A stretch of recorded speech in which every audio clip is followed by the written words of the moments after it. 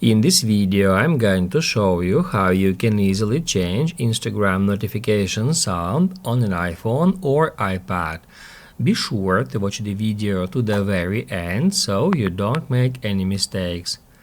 Let's get started, guys. I'm gonna show you all the process from the beginning, and first off we need to head over to Settings, then tap at General, and then Software Update.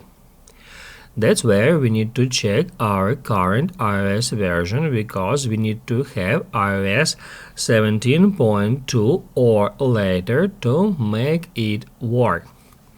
Once it is done and your iOS updated to the latest version, head over back to the settings, and that's where we need to get into sounds and haptics. Once it is done, scroll down a bit until you find here default alerts.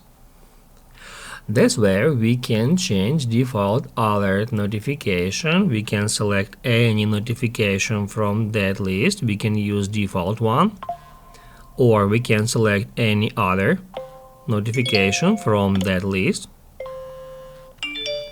And once we select a notification, it will be set as a default notification alert for all the applications, including Instagram. If this video helped you out, don't forget to hit the like button.